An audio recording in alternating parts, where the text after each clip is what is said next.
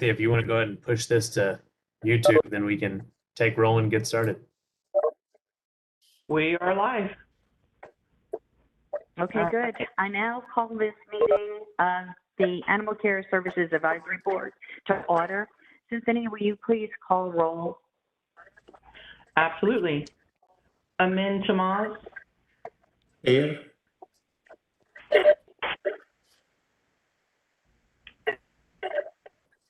Cindy Cox. Here. Ma'am. Martha Banda. Here. What? George Garcia.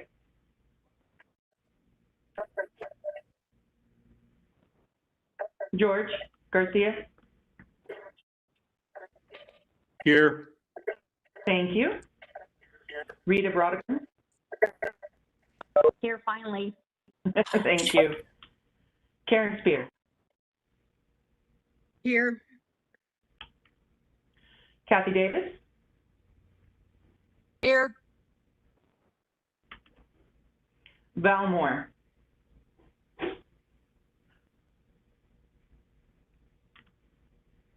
Katie Yarl. Here. Susan Belden.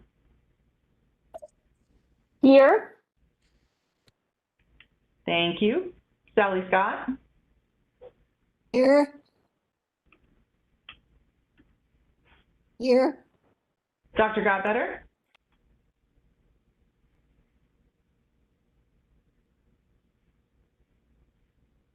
Dr. Godbetter.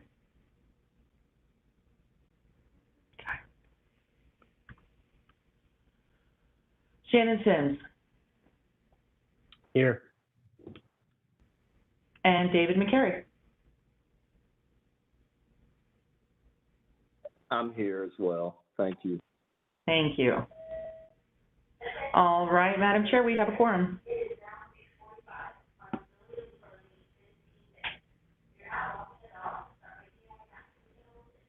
We can't hear you, Rita. Yeah, Rita, you're muted.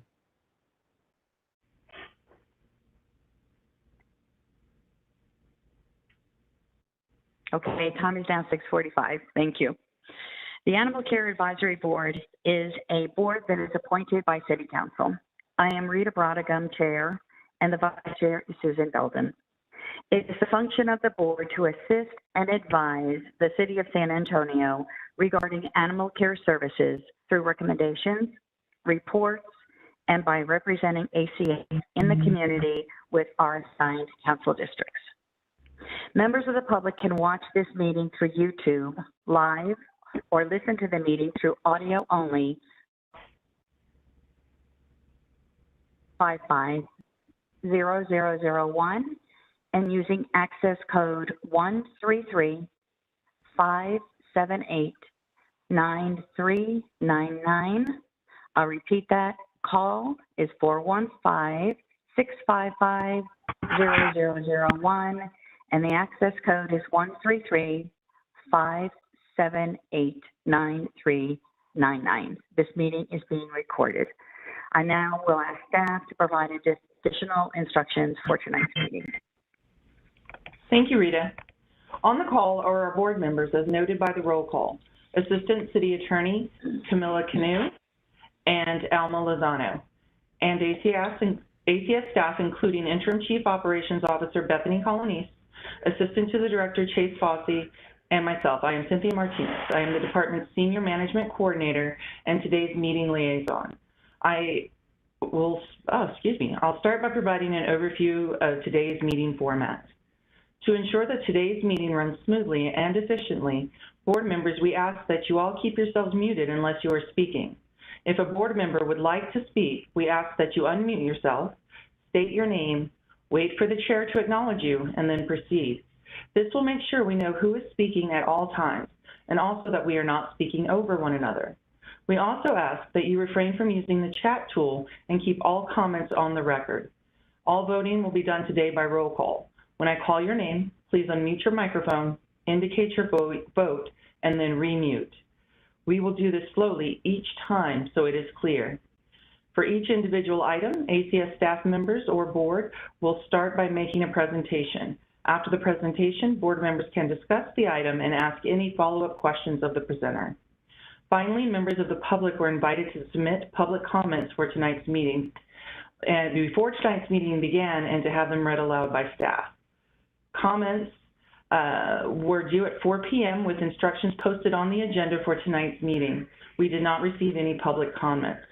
And with that, we are ready to view the agenda. Madam Chair, the floor is yours. No, you need to unmute, Rita. The first item in today's agenda is the director's report. Shannon, would you like to make any comments? You're muted, sir. Apologies all. From the director's perspective, we've had a lot of events take place since our last meeting. We've had a very hearty legislative session going on, which we'll go into in more depth a little bit later. We've also had some of our folks come on board that are highlighted in the director's report. Obviously, all the help that we can get is needed at any time, but especially during times like this, whenever we have the high volume of animals coming in and kitten season is in full swing.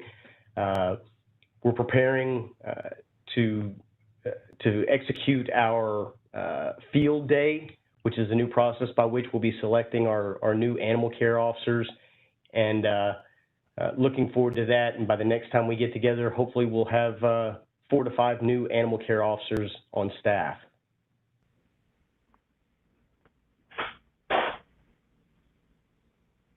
Thank you, ma'am.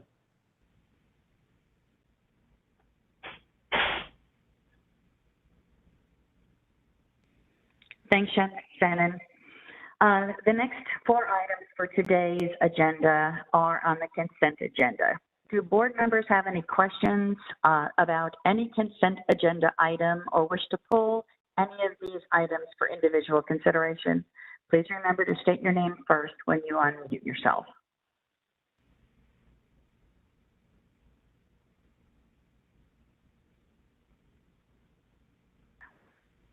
It looks good, Rita. Okay, thank you. All right, so now we are ready to entertain a motion for the consent agenda. Do we have a motion to accept? Kathy Davis, so moved. Thank you, Kathy. Is there a second? Sally Amin Scott. Famal. Karen Spear, I second it. Actually, I think we have, do we have a second from Sally first? Yes, ma'am. Okay, so Sally second, thank you. Having heard a motion to approve the consent agenda, which has been seconded, can we now have a roll call vote, please, Cynthia? Yes, ma'am. Amin Thank you. Saman. Aye. Cindy Cox.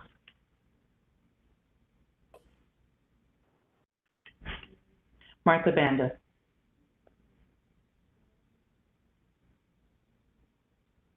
Martha Banda.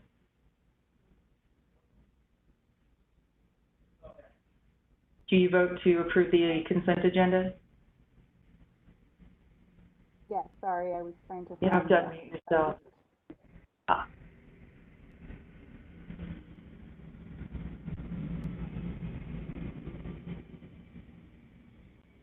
Did you vote aye, Martha, or nay? Yes, aye.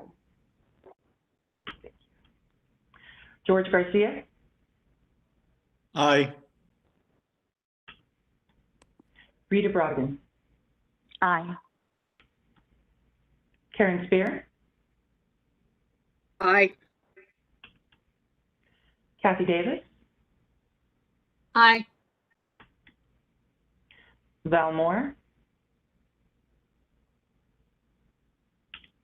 Katie Yarl, Aye. Susan Belden, Aye. and Sally Scott. Aye.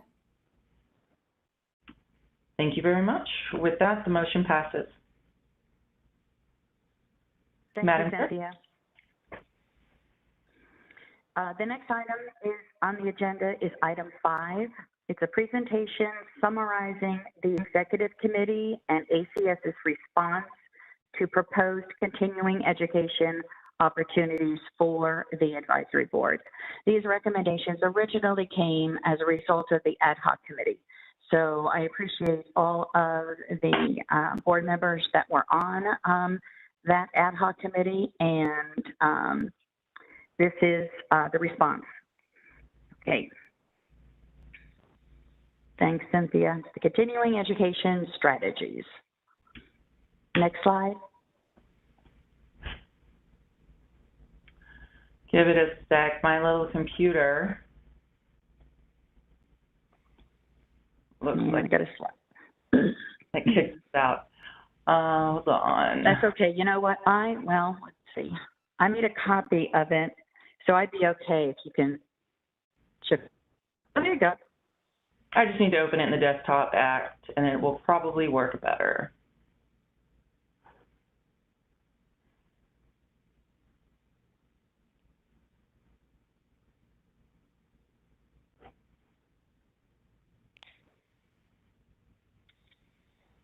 Okay.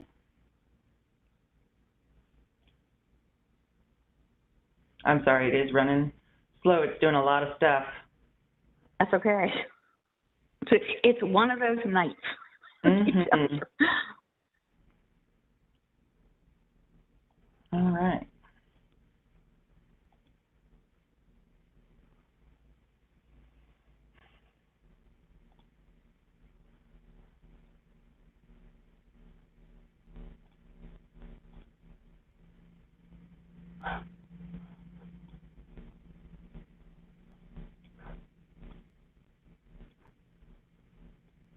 For whatever reason. All right, we're going to have to go through it this way, guys. Sorry about that.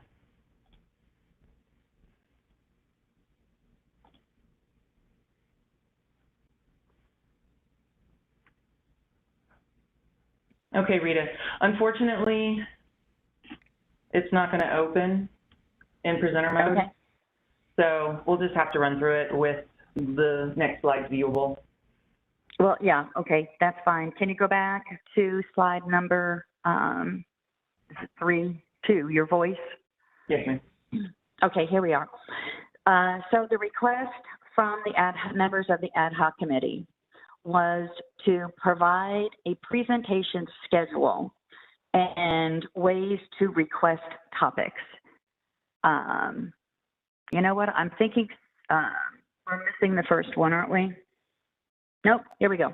Okay, so twice a year, ACS will solicit input from, okay, where'd we go?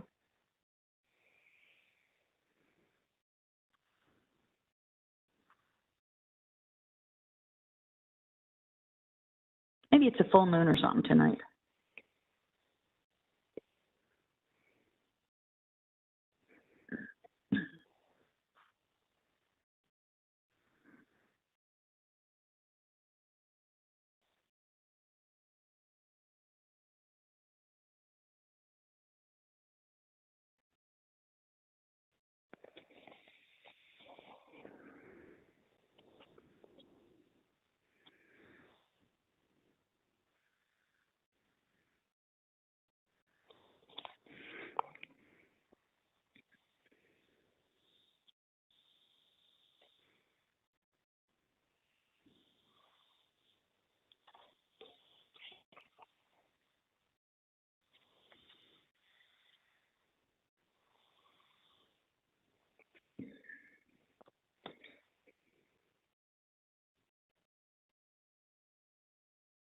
Yeah. There you go. Oh, thank you, Chase. All right, guys. Okay. So We're good to go? Rita. You're good to go. Okay, thanks, Cynthia. So with the, as I was saying, these were recommendations from the ad hoc committee. And one of the recommendations was that they had a request that we provide a presentation schedule and a way to present topics, to request topics. So twice a year, ACS will solicit input on future topics. And board members will receive, actually you did receive an email request for the July through December time period. Cynthia had sent that out, so if you can just go ahead and email Cynthia with any ideas that you have on topics that you would like, that you have an interest in. And if you do that, then we will then have a list for the July through December, and then we will look and see which are the things that the majority of the board members are interested in. The executive committee will work with ACS to schedule out the next 6 months. And the list will identify 2 topics per meeting. So that's going to allow space for, Shannon's reports and other things that are timely. Okay. All righty. All done. All right. Very good. Okay. Yeah. Okay. The next request was to encourage presentation feedback from board members. So after we have a topic that is presented, there really wasn't a way for us, it wasn't set up on how we can give our opinion on that presentation. So this is what ACS and the executive committee, this is what we worked out for that request. Members can provide, at the time of the presentation through comments and the questions portion. So you can let us know right away. But if you're thinking about it the next day, you can provide directly to ACS by calling the director. And the email is, and the phone number is there. You call Shannon Sims on his work number or email him. You can also provide an input on what you saw directly to the executive committee member via telephone. But there's a note here that remember that you must limit member-to-member emails to avoid unintentional quorums. And lastly, you can provide, call Cynthia Martinez via phone or email, and her phone number is there, 207-3338, and Cynthia Martinez, 3, sanantonio.gov. So those are the ways that you can contact staff and let them know any feedback that you might have on the information that you just received. And also they can answer questions for you at the time if the question didn't come to you and you were thinking about it the next day. Any of these ways you can reach out. Okay. Next, ACS access. There was a request to create opportunities to shadow ACS in operations in all areas. So here were the, what we came up with here. ACS is going to create a list of potential shadowing opportunities for board members in operational areas. If you have a request not on the list, feel free to ask and we'll add it to the list. The list of shadowing opportunities will be emailed to all board members by June 1st. And take a look at that list, see what interests you, where you would like to shadow in various ACS operations.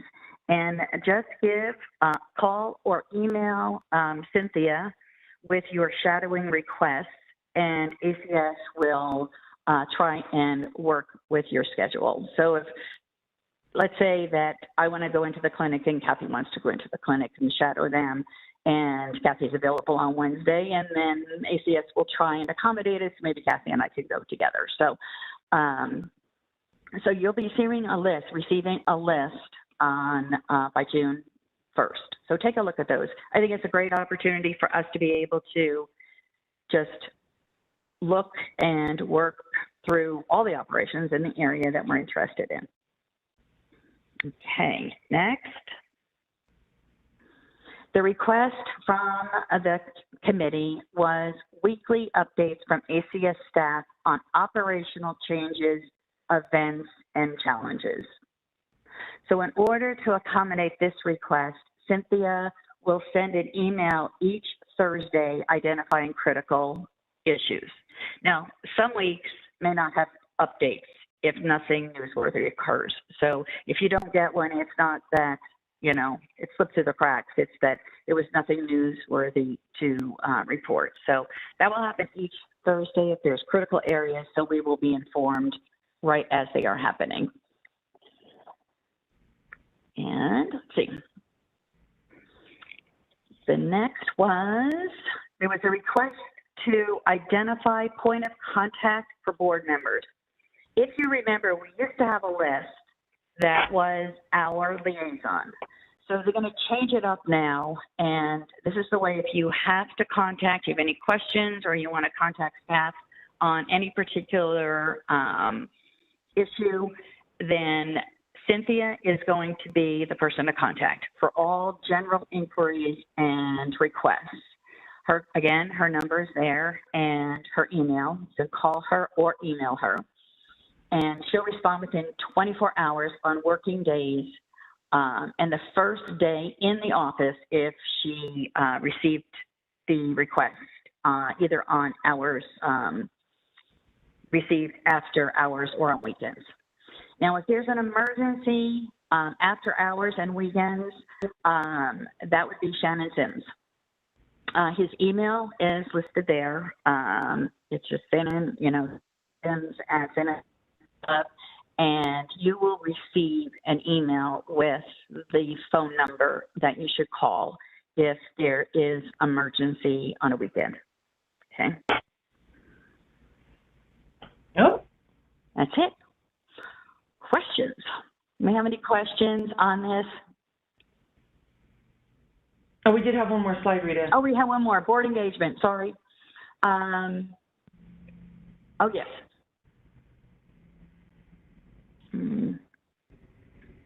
Okay, so this is to provide, there was a request to provide board members with a list of existing community outreach and educational materials. So all educational and outreach materials are available on the ACS website, saacs.net. So in the interest of sustainability, ACS is no longer keeping printed materials on hand. I mean, it just turned out to be, sometimes they needed 100 copies and sometimes they didn't. So what they're doing now is if you want printed copies, just email Cynthia with the quantity that you want of the report that copies of to hand out to people and the date that you need it. So this way we're not going to be wasting paper, and Cynthia will get that information when we need it. Okay, all right, now I can open it up to any questions. Questions, comments from people who are on that ad hoc committee? This is Katie Jarl. I don't have any questions, but I just wanted to say thank you to the executive team and staff and leadership for responding to all of these requests so thoroughly. I really appreciate it. This is so exciting. So thank you. I'm excited to see the list of opportunities for shadowing. Okay, thank you, Katie. Any other questions? Comments? Not that I see. Not that you see. Okay. I have a question. Go ahead, Martha. I received the email from Cynthia and I wasn't sure. I missed the last meeting, so I don't know if it was discussed then. But can you give examples of topics of interest that we would be emailing? Yes, we certainly can. Katie, were there any specifically that you can remember from your ad hoc committee group when you were discussing this particular request? Others can jump in. I don't remember there being anything specific. I know that there was some request for policy and legislative updates. Some people said they'd love more information on the budget process. So clearly you all are meeting those requests just by the looks of today's agenda. But I would say, it's really open to what board members want to hear about from ACS. And some of the feedback we received in our ad hoc committee was simply that people would have a really great idea, but then felt like it might not be addressed in those committee meetings as an official agenda item. So it could be anything from,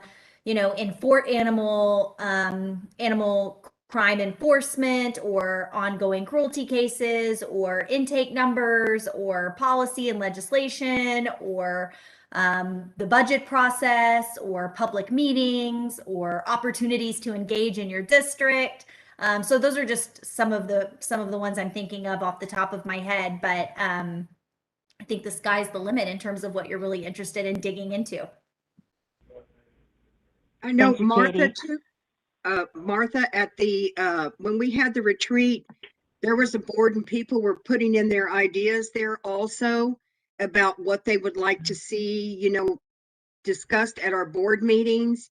And so what our committee did was just add on to that, getting other information in there. So if you had anything that you had addressed at the board retreat, it's things like that that you can also put in that maybe you want discussed at future meetings. Does that help, Martha? Okay, thank you. Yes, thank you. Okay, great. Thank you. Any other questions? Nope. We're all good, Cynthia? I think so, ma'am. Okay, good. All righty. So let's see. The next item on the agenda is item number 6, and it's a presentation providing updates on proposed legislation impacting ACS. So I'm going to turn that over to Interim Director Shannon Sims. Shannon, it's all yours. Thank you so much, Rita. Obviously, this year, we only get to really talk about legislation every other year. And I'm sure Katie can attest, having previously been with the Humane Society, that some legislative years are a little disappointing from an animal welfare perspective. I don't consider this to be one of those years. This, in my opinion, I've seen more progress kind of move through already, and some of it just still has a lot of steam under it.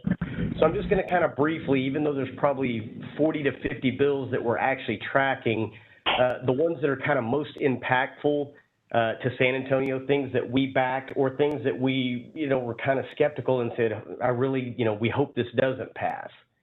What we're going to primarily talk about is kind of what bills are still in motion, which ones are presumed dead, and I use the word presumed because stranger things have happened. Sometimes a bill looks like nobody's got interest in it, and it just gains steam suddenly and moves through. Other times we have bills that kind of fall into that action needed, where even though it looks like they've got some momentum, there's still a long road ahead. Next slide. All right, so the ones that are still in motion, and you're gonna see SB 48 in following slides as well. This is one that lots of advocates have been pushing for a long time, talking about preventing owners or individuals that have been convicted of animal cruelty from being able to own, live in the same home as, with other animals. So this one has passed Senate and House. Hang on, I think I actually have a little bit more detail update here on it. So it passed the Senate. It's currently in the House, and it's in what we call calendar. So basically, it's we're trying to get that placed on a calendar for a vote within the House right now. It's a significant step forward. Right now, the only person that can take away an owner's right to own an animal is a judge. So if that judge then adjudicates that, yes, you're guilty of cruelty, they can still say, but you can still have animals. It's actually a pretty big stretch, and it's asking a judge to go out on a limb to stick their neck out and say, we're going to prevent you from being able to own property. So this law is going to help a lot in that capacity as we kind of move forward. HB 652 is one that we are much less enthusiastic about.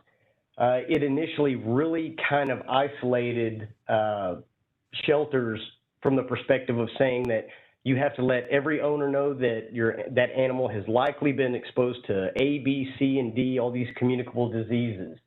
It didn't apply to breeders. It didn't apply to pet stores. It isolated shelters, which kind of further, in the minds of people, depreciates the value of shelter animals, which we all know are fantastic animals. It does have a little bit of steam. It's still moving through the process. However, fortunately, there's been edits and amendments to it that have taken a lot of that steam out. So now, rather than that shelter having to, for lack of a better term, berate that animal about it may be sick with this, that, and the other, the amendment has changed it to the point so that now, basically, the Department of State Health and of Health Services has to post on their website, and Texas Board of Veterinarians would have to post on their website that shelter animals may be exposed to different things. However, the shelter doesn't have to send that out consistently with all these with every animal that leaves. So that's a step forward for us, in our opinion. So HB 2510, most people think because an animal rescue is a 501c3 that exempts them from all taxes. That 501c3 status only exempts them from federal income tax. However, there have in the past been rescues that have been shut down because they're adopting their animals out and they're selling them and things like that. And then the state has come back and said, hey, you owe us this much on sales tax for those animals, which can obviously crush, a rescue that's working on a real thin bottom line. This one, it also has a companion bill in the Senate, which is good. This would exempt animal welfare organizations from having to pay that sales tax on adoption fees. So, it kind of gives our rescue community some shelter, much needed shelter. Shannon, I don't mean to interrupt you, but can I give a quick update? Absolutely. On back to that last slide, I am happy to share that there are updates as of today on House Bill 652 is dead. Today was the last day for it to be posted for a Senate committee hearing, and it was not posted. So House Bill 652 is officially dead this session. And yes, very good news. And I'm even happier to share that Senate Bill 197 passed on third reading and is headed to the desk of the governor. So for signature. Wonderful. So both of those have had some very positive movements just today. So exciting to share. Outstanding. And just so any of you that aren't familiar with the legislative process, we are in the 11th hour right now. It is 11 days before the legislative, the Senate actually closes up, and anything that doesn't get passed before that 11 days is see you again in 2 years. So we start from scratch. So that is fantastic news. Thank you, Katie. On the next one, again, presumed deceased. Obviously, had we known that information, we could throw 652 on the presumed deceased. But so we have HB 386. Now, you're going to notice that there is similar language in multiple different bills. So HB 386 would have basically been a bill that would have mirrored San Antonio's banning of chain and provision for what appropriate shelter is. It's something that we've been working on for, what, Katie, 4 sessions now, 4 legislative sessions, and it always died in the 11th hour. This seems like bad news that 386 appears to have died. The good news is it's because there's another bill that's written just like it that's moving on through. So that's not a bad thing. House Bill 91, this would, again, talking about the prevention of those convicted of cruelty from being able to own animals in the future. So this is a different bill than the one talked about earlier. This one's in the House. It has been referred to a House committee, and you know, we're still trying to push that, but it definitely is one that we need to get the word out that, you know, you need to call your representatives and call your senators and get them involved, you know, to solidify that and give it some more momentum. SB 276 requires that owners using shelters for vet care be notified if any animal in the shelter becomes ill. Now, this one was very damaging to shelters potentially, because it stated that if any animal within our care had a contagious disease, that we could not transfer it anywhere until it was fully recovered. Now, as we start talking about potential contagious diseases, kennel cough is a contagious disease. That would mean that basically it would be a death sentence for an animal that came in here with kennel cough. Mange is a contagious disease. You know, a lot of these diseases, in addition to parvo and things like that, it would have basically greatly impacted shelters' live release rates throughout the state. We have rescues that actually specialize in different types of sick animals. San Antonio Pets Alive does a great job for us in pulling some of our parvo positive animals because they have a parvo ward that can help treat them. We would not be able to transfer those animals to them under this legislation. So it looks like it's kind of dead in the water right now, which is a great thing. HB 1083, terminating ownership rights for animals that are adopted or transferred out of a shelter after their legally required stray hold. That one is dead, and correct me if I'm wrong, Katie, this one was the one that actually kind of extended that to our rescue partners as well. Is that right? That's correct. And it has died because it was last week was the last day for House bills to get out of committee. So anything that has not left committee yet is absolutely dead for the session. Yeah, so that one would have been a good thing for us because it would have provided that protection to our rescue partners. Unfortunately, it didn't make it. And then the last one, presumed dead, is House Bill 708, preventing individuals, again, from of cruelty, you know, being involved in cruelty and things like that. It was left pending in committee and hasn't had any action since April 19th. So now the good stuff, the gubernatorial action. Senate Bill 474, which mirrors our tethering ordinance. So the other version of it that died, it's okay because they took this version, which was sponsored by a highly visible representative and senator. It actually got passed. So it passed through the Senate, passed through the House after 4 times of us trying to get it through. Now the state of Texas has the same tethering laws as the city of San Antonio, which, you know, it's going to define what appropriate shelter is, which was never done before, and it's going to ban the use of chain in any capacity throughout the state of Texas for tethering. So that is a huge step forward that we've been fighting for a long time. HB 604, requiring that all animals in the custody of an animal shelter or animal rescue be scanned as soon as possible. Obviously, we vehemently supported this. Any animal that comes in, we should be scanning for microchips, trying to get them back to the owners as soon as possible. That is now integrated into state law. It doesn't really change the way San Antonio's done business, but it brings the rest of the state onto that same level of proactiveness whenever they pull a new dog in. And then finally, SB 197. Again, we talked about, you know, we didn't know if the exemption for the sales tax was going to go through. It did go through under SB 197, and it, again, is awaiting signature by the governor. Shannon, I'm sorry to interrupt one more time, but I have to give a special shout out to ACS and Cynthia on House Bill 604 that went to the governor on microchip scanning. I had the privilege of testifying in that committee, both in the House and the Senate, on that bill.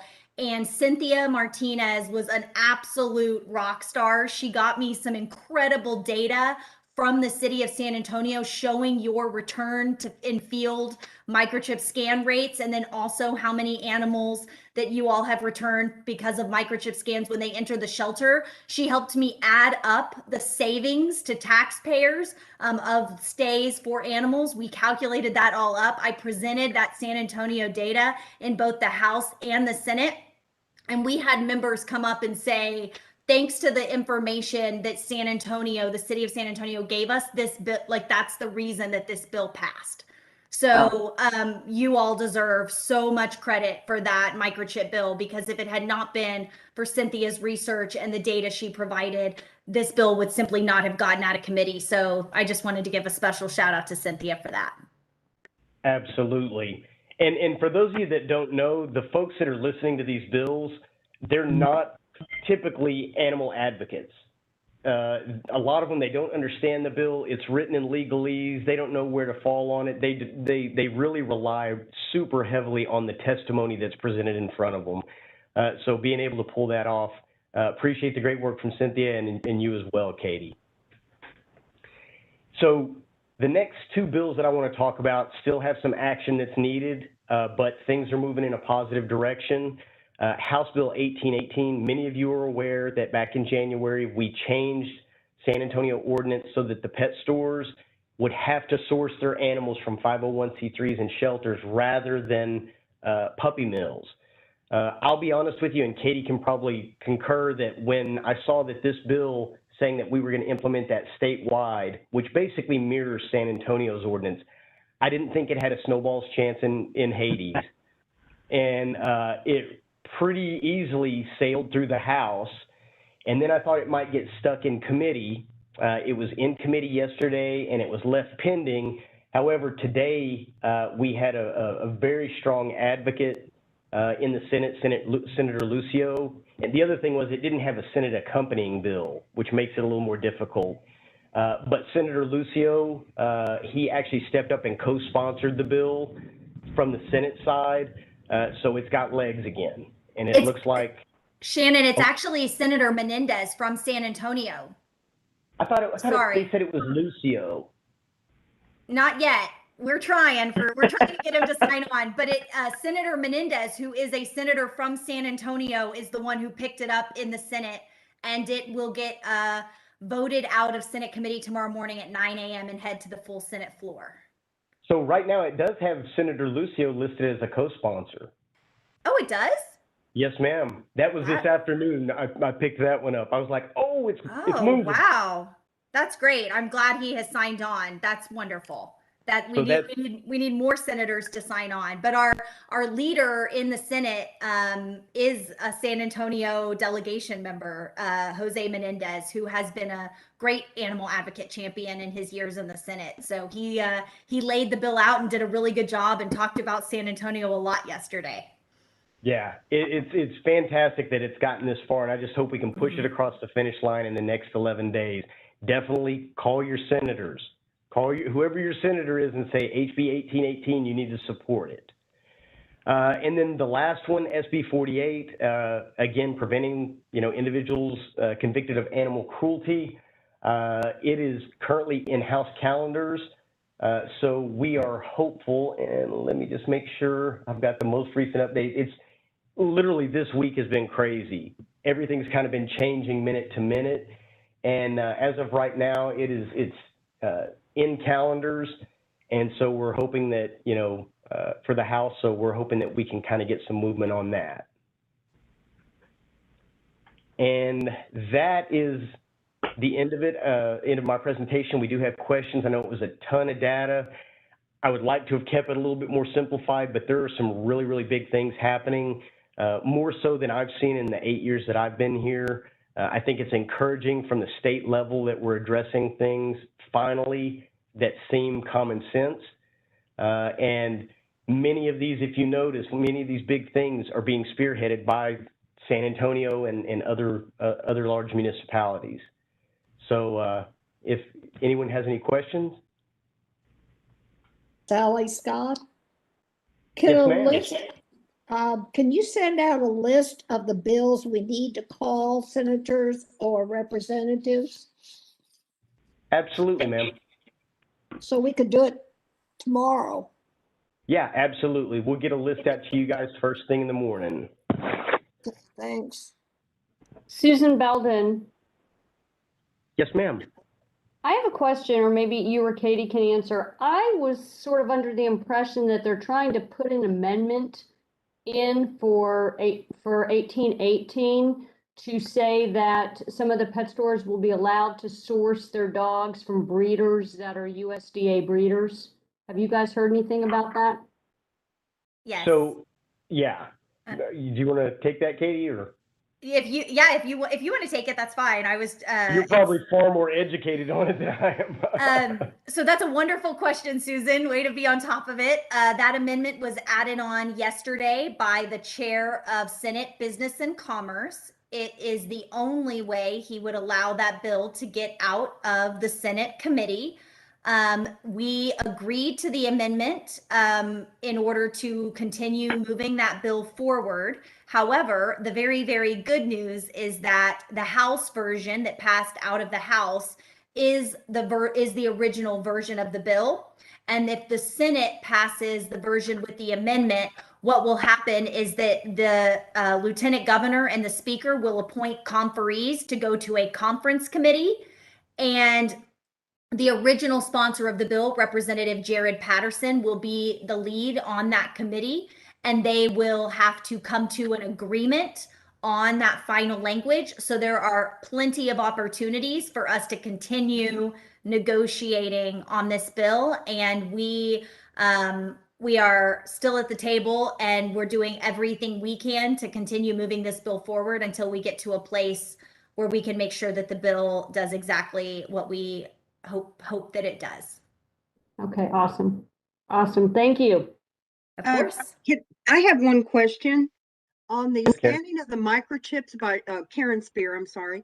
On the scanning of the microchips by shelters and things, are private vets also required to do that on any dogs or cats that come into their clinics, or is it just shelters and rescues? It was just shelters and rescues for 604. Veterinarians weren't included in that bill, but that doesn't mean that they can't be added later on. But I would say that most veterinarians will probably tell you that they are doing this. But this bill is specific to shelters and rescues and releasing agencies. Thank you. Anyone else? Kathy? Yes, Kathy. I just wanted to tell everybody to have a nice evening. I'm going to have to click off. Thanks for the good information. It's been a good year at the Capitol. Yes, ma'am. Yes. we needed this one, didn't we, Kathy? Amen. Good night, folks. Good night. Thank you, Kathy. Night. Cindy, did I see your hand?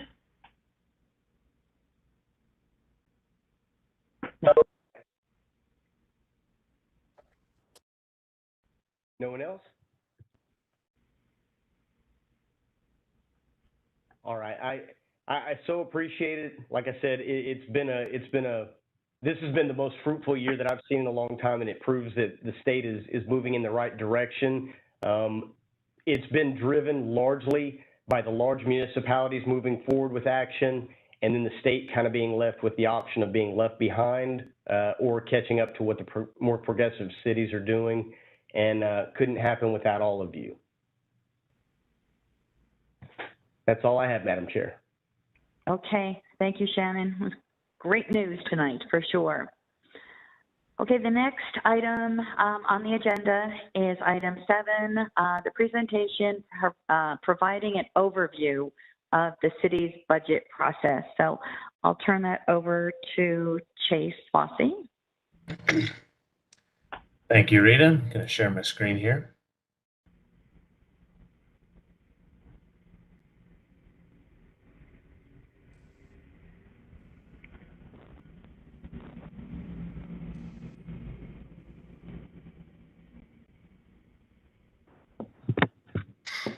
All right, we good to go?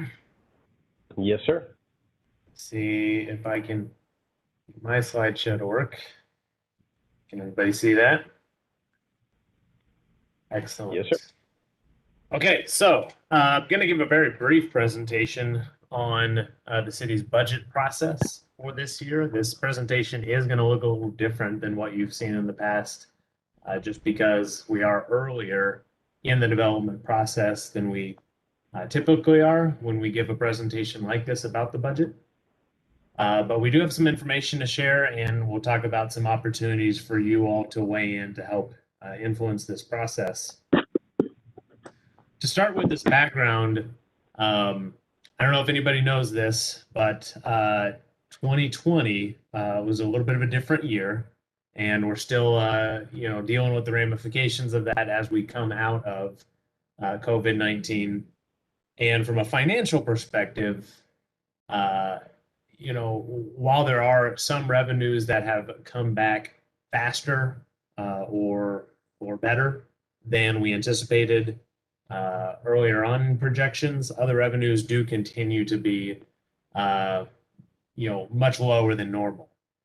The general fund, which is the fund that ACS is funded by, that budget was balanced with reductions in fiscal years 21, which we're currently going through, as well as 22. One of the reductions that's been the most visible for ACS has been the hiring freeze and slowing of the hiring process. ACS right now has in excess of 20 vacancies. The good news is we are actively working to fill all of those. We have approval to fill the vast majority and are working to get approval for the others. But has definitely been a belt tightening year.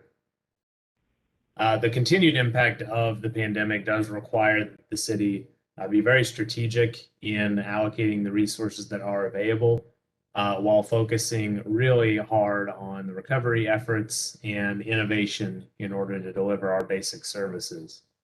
The overarching goal of the city's strategy is to ensure the budget addresses the needs of the public who count on the city's services the most. We'll talk a little bit about that on the next slide here. So, the city continues to make a big push for equity in delivering city services in an equitable manner. In terms of the approach to the budget structurally, it's going to be a two-phase process. Last year was the first process this was used, and the city managers elected to follow that process again this year, which means that earlier on, there's going to be what's called a trial budget. It's pretty stripped down. It doesn't necessarily have a lot of, policy or new programs or new or different things. It's kind of more of a status quo budget that gives council and the community kind of an idea of here's where we would be if we really didn't change a whole lot. And then working off of that and through that with city council, then the city manager will create the proposed operating and capital budget, which is reflective of city council input and new programs, policies, etc. Here at ACS, we, along with all other departments, have been asked to identify 3 proposed reductions, totaling 1% of our budget, which would be a cut of about $164,000. And we've also been, along with all other departments, asked to identify 2 proposed improvements. But those improvements need to target either equity and delivering our services more equitably, or improvements that help the city with the COVID-19 economic recovery. Now, this budget development cycle is the same as every budget development cycle that has come before it. We are asked to prepare a lot of proposals, some of which are taken, some of which aren't. Some years a lot are taken, some years hardly any. So, as we go through this process, we'll start to get more direction on that.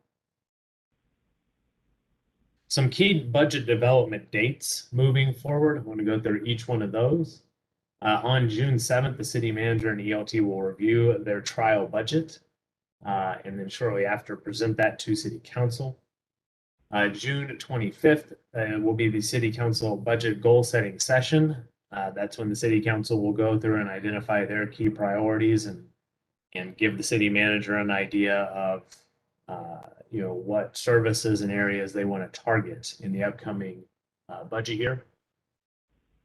In July, city manager and staff will review the budget. That's when we'll be working kind of behind the scenes to help the city manager develop the proposed budget, which he will present on August 12th.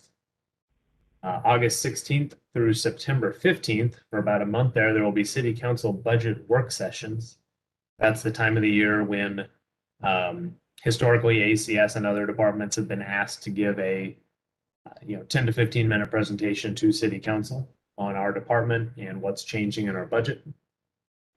And then finally on September 16th, city council will consider and vote on the fiscal year 2022 annual operating and capital budget. So there are, same as in years past, a lot of participation opportunities. There was an initial SA Speak Up online portal, online engagement platform that ran from March to May that has been closed now. And the next formal opportunity for residents to speak up and weigh in on the budget is going to be after the proposed budget has been released by the city manager. Residents, including yourselves, will get an opportunity to give feedback on that proposed budget. There will be a number of budget open houses in each council district and around the community in August, along with a number of public hearings. Now, the one participation opportunity that's not listed here that each of you are very aware of at this point as board members is the relationships that you have with your council members. So I know several of you meet with them on a regular basis. If there's anything ACS or budget related that you would like to speak with them about, then you have those opportunities as well. And in record timing, that does conclude my presentation on the budget development process for this year. Again, historically, we've presented this a little bit later on where we've got a little bit more information and we're further along in the process and can share more about what is going on and in the direction that we've received. But at this point, very early in the process.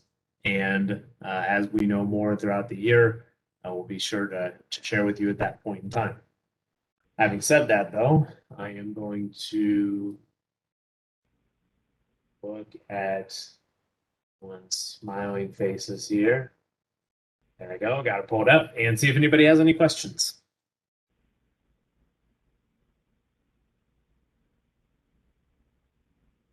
George?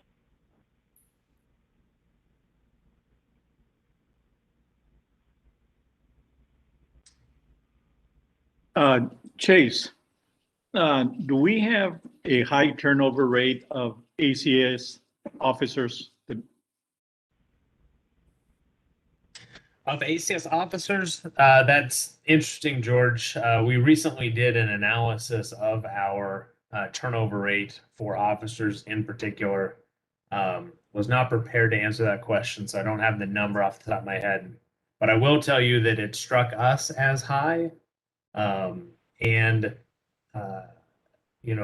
We've identified that as one of our major priorities going into next fiscal year, not necessarily from a budget perspective, but just from an operations perspective. What can we do as a department to, better inform potential employees who haven't come to work for us yet, what the job entails? What can we do to better educate them on what it is that they would be doing as an officer? And at the same time, through the recruitment process, get more information from them about do they have what it takes to be successful in this role. So yeah, we've identified that as something that we want to work on for sure. And if you're interested, I can share some of that statistical information with you tomorrow morning. That's fine.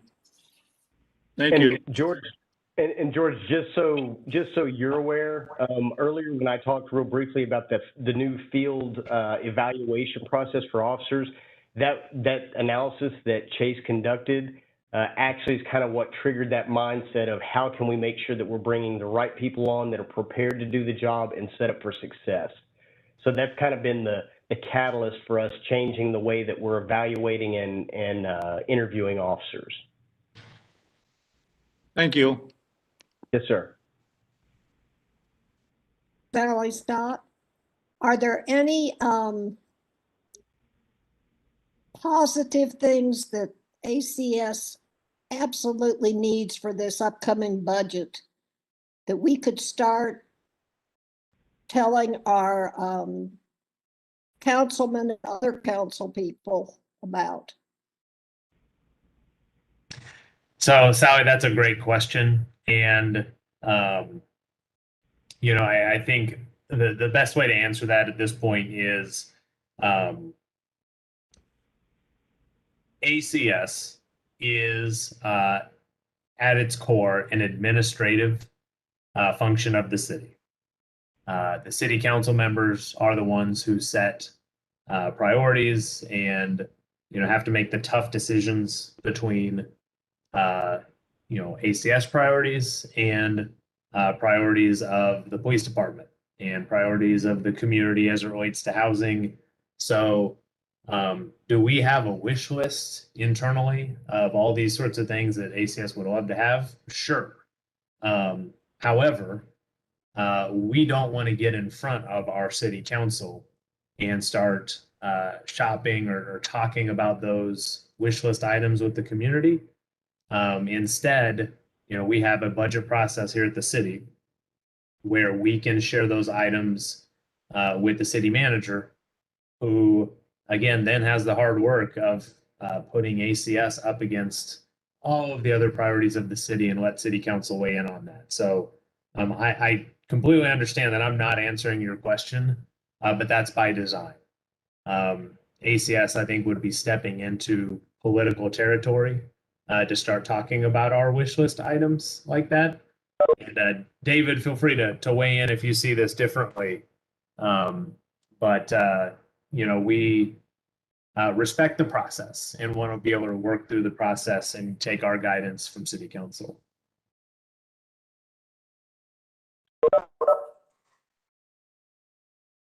Karen?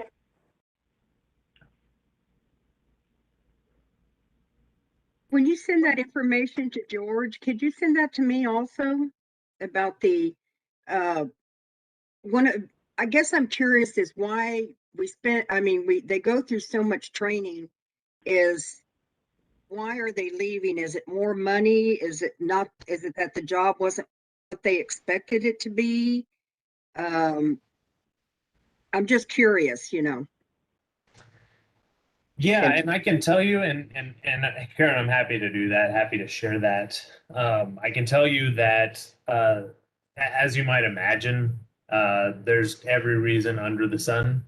But when you zoom out a little bit and try and pick up on any sort of common themes, even if people do leave for another reason, like more money, they will also share that they didn't know this is what the job was going to be like. That's probably the thing that we hear the most when officers in particular leave the organization, which is why we're not just focusing on recruitment, but recruitment has been one of the things that we've spent probably the most time on at this point, because we think that that's a fixable problem.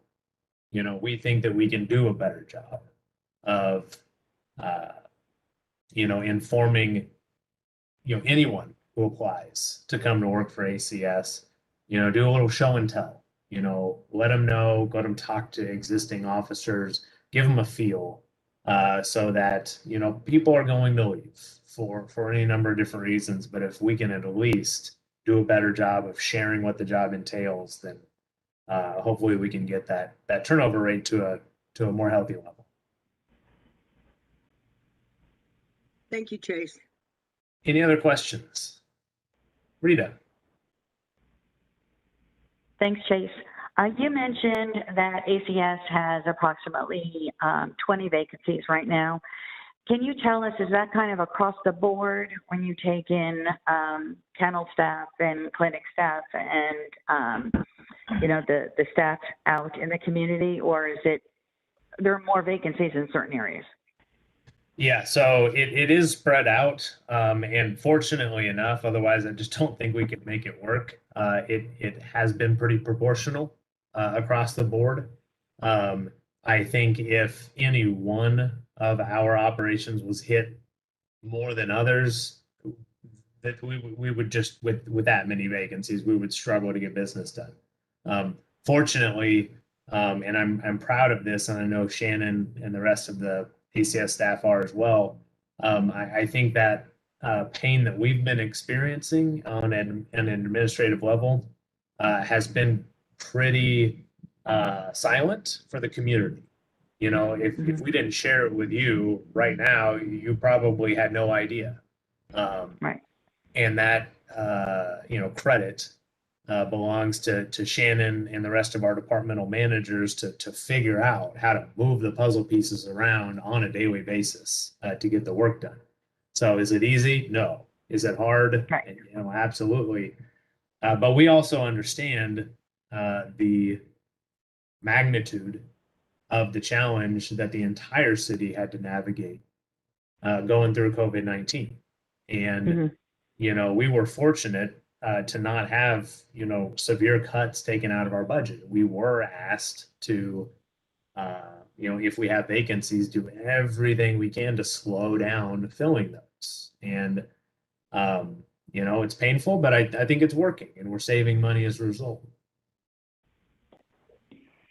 And your I will say, staff. Karen, that the majority of those vacancies right now are in the process of either an interviewing process, an onboarding process right now. So it's not we waited until they all built up.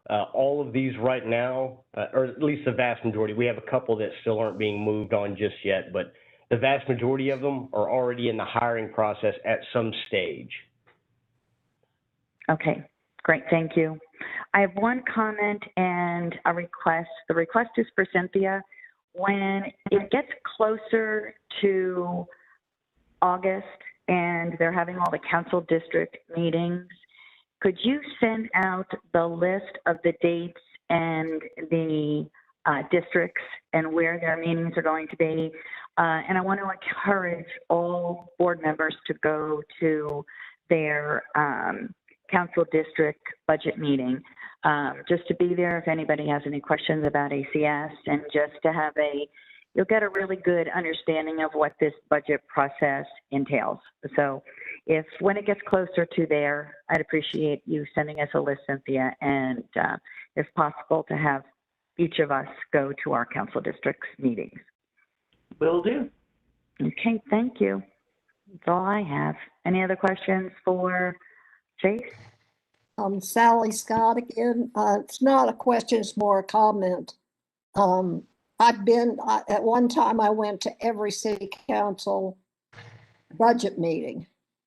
And to me, it helps to have as many people there as you can have. Very true. Thank you, Sally. All right. Any other questions? All right, Rita, back to you. Okay, thank you. Well, we have gone through the agenda. And before we adjourn, I do want to discuss, or the city is returning to normal operations on June 14th. And with that in mind, we are going to be resuming facility inspections at the next board meeting. Now, Cynthia will send out an inspection schedule in the next day or so. But I want to stress this to all board members, because we all have different people that we reside with in our homes.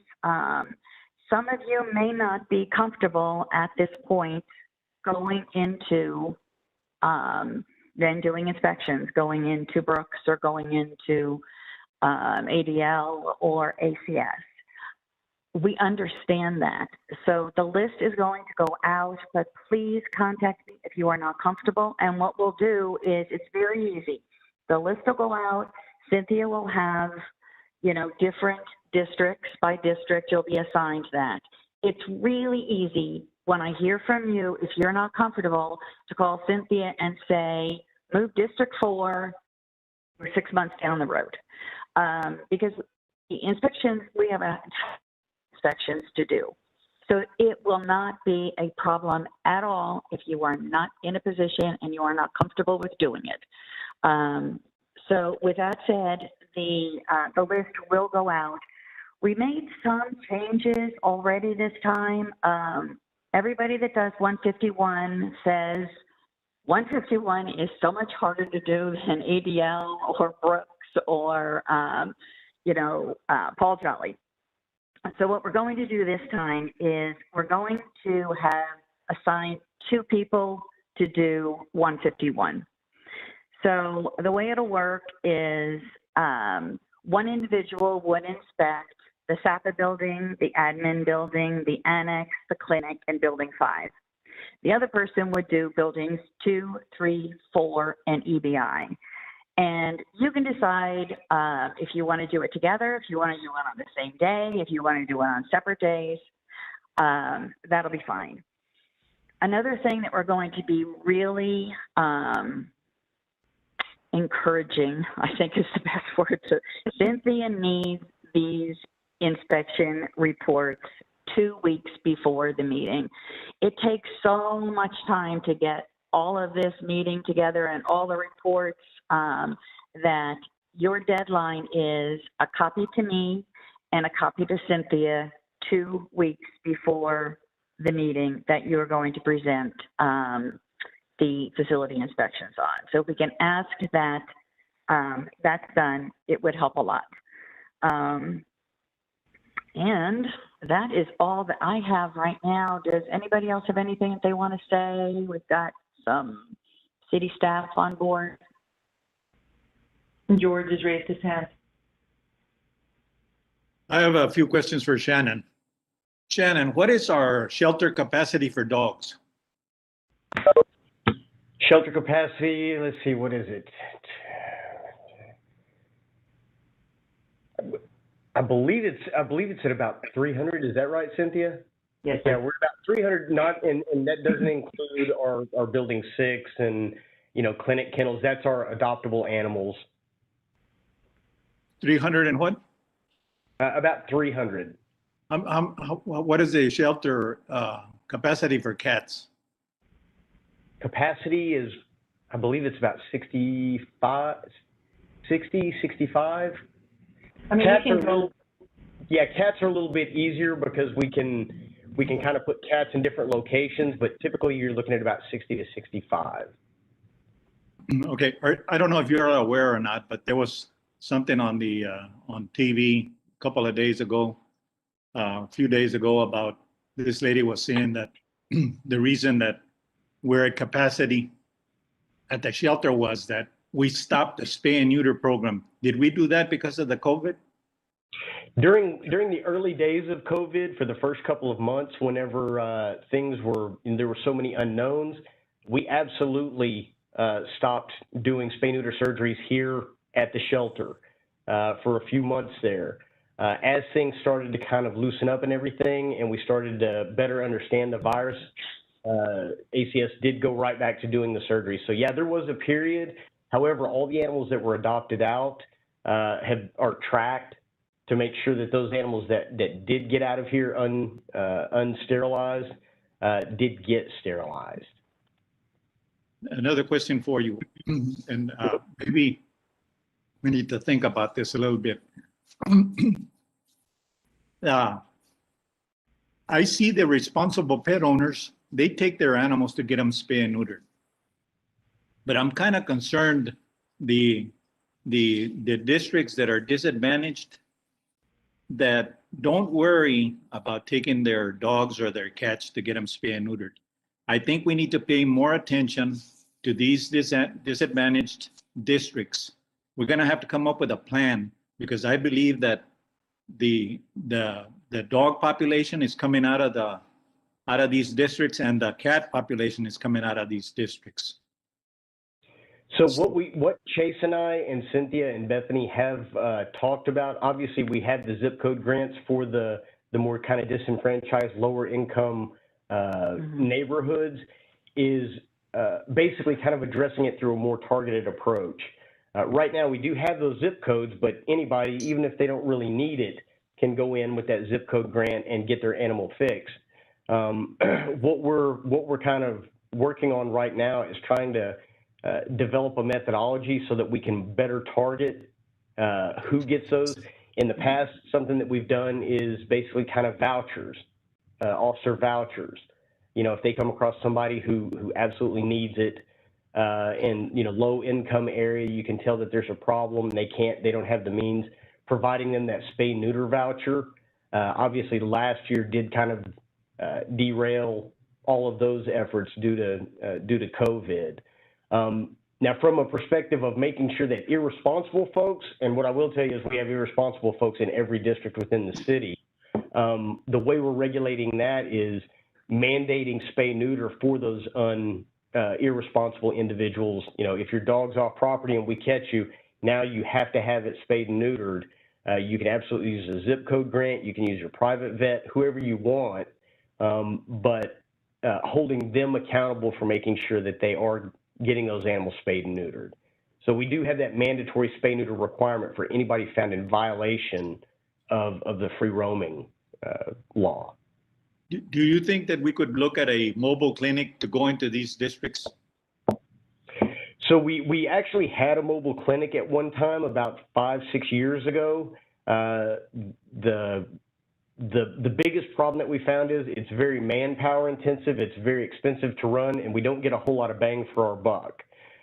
Something that we have looked into that I think is probably more effective than having that mobile spay neuter clinic in there are what we used to call MASHs, where we would actually deploy into a community center or a gym or something like that and set up a MASH unit to do spay neuters in that community, or transporting those that don't have transportation, things like that. There's challenges with both of those. The MASH unit is fairly expensive as well, and the transportation, it's difficult to get folks to sign up and then be accountable when we show up that, you know, you will have your dog ready, we'll pick it up, we'll take it in. But those are solutions that we're currently discussing and working out what the logistics of that is going to be. Okay, thank you. Yes, sir. Sally, Hey. again. Has there been the objection I get when I get all these calls from people who have found a dog or a cat or kittens, and I suggest they take it to ACS. Their objection is it is so far away. I've never been there. Has there ever been any thought to setting up a intake more centrally located? So what we do have, not necessarily an intake center like, you know, in various parts of the community. However, if somebody comes across a stray animal and they can contain it, I know George has taken advantage of this quite a few times where he finds a dog and has it at his home. If you call 311 as a trap confined, say, I have a dog trapped and confined here, you don't even have to bring it to us. We send an officer out, usually within about 12 hours. And we'll actually take that animal and then we'll bring it back here and get it processed. Great. Yes, ma'am. Okay, I have another question. Did Austin get recognized for his jumping into the water and saving the 2 turtles? Absolutely, ma'am. Yeah, we've got some, and the funny thing is, you know, we have officers that do all manner of things. We had him in the water saving turtles. During Snowvid, we had Officer Barnes up on the roof of San Antonio College, of a SAC college, rescuing a dog. We could almost publish something weekly on some of the stuff that these guys get into. But yes, ma'am, we did recognize him for that. Okay, everybody, I think these are great questions, and these are the kinds of things that you can use to maybe put on as a suggestion for a lengthier discussion on one of our future meetings, something like this. Okay, so at this point, this concludes our agenda. Our next meeting is scheduled for Wednesday, July 21st. Having heard all the agenda items, the time is now 8:02. Do I have a motion to adjourn the meeting? Karen Spear, I make a motion that the meeting be adjourned. Thank you, Karen. Is there a second? Amin Thomas, second. Thank you. And if everybody will please unmute themselves, and I will call for a all in favor say aye and all opposed say no. So everybody unmute. Okay, all in favor say aye. Aye. Aye. Aye. All opposed say nay. The ayes have it. All right, everyone. It was good to see everybody. Thank you. Good night. Good night. We'll see you Thank you. again. Good evening, everybody. Bye.